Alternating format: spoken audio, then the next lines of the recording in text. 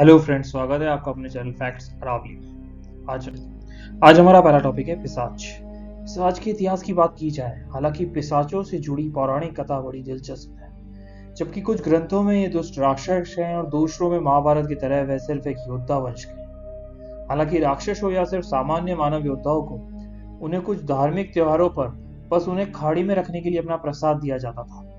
पिशाच मांस खाने वाले एक प्रकार के दानव है जिनकी नसें अधिक होती है, आंखें नुकीली और लाल होती है। कुछ ग्रंथों में उन्हें ऋषि कश्यप और क्रोधवशा जो दक्ष की बेटी है उनकी संतान होने का भी उल्लेख है। पिशाचों को अंधेरे अंधेरे में रहना पसंद है। पारंपरिक रूप से भूतों और वेताल जैसे अन्य राक्षसों के साथ भूतिया शमशान घाट के रूप में भी चित्रित किया गया है। हिंदू धर्म का मानना है कि हनुमान चालीसा का जाप करने से इससे छुटकारा पाने में मदद मिलती है। प्रारंभिक साहित्य में कश्मीर के उत्तर में दर्दिक लोगों को पिशाचा कहा जाता था और दर्दिक भाषाओं को पैसाची कहा जाता था। इनके बारे में कहा जाता था कि ये प्रजापति कश्यप के वंशज थे। बुनियादी तथ्यों की बात की जाए तो एक दानव जो लोगों के दिमाग पर कब्जा कर लेता है और उन्हें पागल कर देता है। माना जाता है कि ये एक ऐसे राक्षस हैं जो मृतकों का मांस खाते हैं और आमतौर पर कब्रिस्तानों, मृत्यु और गंदगी से जुड़े स्थानों पर रहते हैं।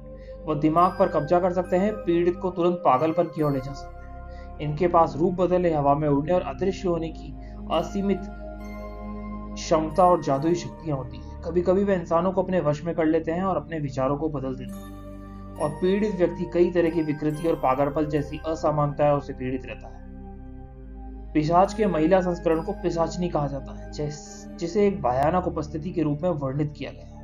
हालांकि वह कभी कभी युवा पुरुषों को लुभाने के लिए एक सुंदर युवा युवती का कुटिल वेश में दिखाई देती है। वो उनके रक्त, वीर्य और पौरुष को बहा देती है। वह मृत्यु और गंदगी से जुड़े स्थानों में निवास करती है और उनका शिकार करती है। वह सऊदी अरब के भूतों की पश्चिमी अवधारणा के समान है। अन्य तथ्यों की बात की जाए तो पिशाच मांस खाने वाले राक्षसी इकाई हैं जो मुख्य रूप से शवों से भोजन प्राप्त करते हैं। उन्हें अंधेरा पसंद है और पारंपरिक रूप से शमशान घाटी और कब्रिस्तान में रहते हैं। वे स्पष्ट रूप से मांस खाते हैं और मानव शरीर धारण कर सकते हैं। वे बहुत गुस्सैल और डरावने भूत होते हैं और अक्सर उन्हें हिंदू धर्मशास्त्रों में मांस खाने वाले राक्षस के रूप में बताया गया है। ऐसा माना जाता है कि पिशाच गंदी और अंधेरी जगहों पर पाए जाते हैं और वे हमेशा मानव मांस की तलाश में रहते हैं, चाहे वह किसी मृत व्यक्ति का हो या जीवित व्यक्ति का। उन्हें अंधेरा पसंद है और यदि पिशाच किसी जीवित व्यक्ति के शरीर में प्रवेश कर जाए तो उस व्यक्ति की मानसिक संतुलन पूरी तरह बिगड़ जाता है और ऐसे में उस पर नियंत्रण करना बड़ा मुश्किल हो जाता है। काशी खंड के अनुसार पिशाच कुंड मूल रूप से विमल तीर्थ और विमलोदक तीर्थ के रूप में जाना जाता है। कपिर्दी नाम के एक शिवगण ने एक जल निकाय विमल तीर्थ बनाया और इस स्थान पर शिव की पूजा की, इसलिए इसे कपिर्दीश्वर महादेव अस्तित्व में आए। समय के साथ यह स्थान तपस्या के स्थान के रूप में प्रसिद्ध हो गया। एक बार एक पशुपत ऋषि विमल तीर्थ के तट पर ध्यान कर रहे थे। अचानक एक पिशाच, जो एक ब्राह्मण था लेकिन उसे पिछले जन्म के कर्म के कारण पिशाच योनि प्राप्त हुई थी। प्रारंभ में उन्हें ऋषि वाल्मीकि को डराने की कोशिश की, लेकिन बहुत प्रयास के बाद उन्होंने ऋषि को प्रणाम किया और उनसे मुक्ति मांगी। ऋषि वाल्मीकि ने उन्हें तालाब में स्नान करने और भगवान कपिर्दीश्वर की पूजा करने के लिए कहा। इसलिए पिशाच को पिशाच योनि से मुक्ति मिली और तीर्थ पिशाच मोचन बन गया। पिशाच कुंड वाराणसी। वाराणसी भारत में सिर्फ पिशाच मोचन कुंड पर ही त्रिपिंडी श्राद्ध होता है और पितरों को प्रेत बाधा और अकाल मृत्यु की बाधाओं से मुक्ति दिलाता है। इस कुंड का बखान गरुड़ पुराण में भी किया गया है। पितृपक्ष में पिशाच मोचन कुंड का महत्व और भी बढ़ जाता है। गरुड़ पुराण और काशी खंड में इस कुंड का वर्णन मिलता है।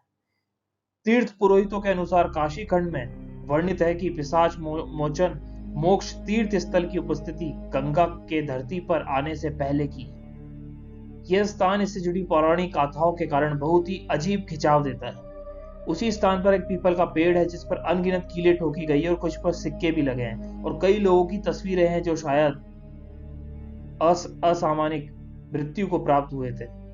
एक प्रसिद्ध कहानी के अनुसार यह कहा जाता है कि एक परेशान आत्मा के लिए अंतिम समाधान है। शायद यह अंधविश्वास है या वास्तविकता, यह किसी के विश्वास पर निर्भर करता है। मान्यता के अनुसार यह स्थित पीपल यहाँ स्थित पीपल के वृक्ष पर भटकती आत्माओं को बैठाया जाता है। इस दौरान पेड़ पर सिक्का रखवाया जाता है ताकि पितरों का सभी उधार चुकता हो जाए और पितृ सभी बाधाओं से मुक्त होकर मोक्ष प्राप्त कर सके और यजमान भी पितृ ऋण से मुक्ति पा सके।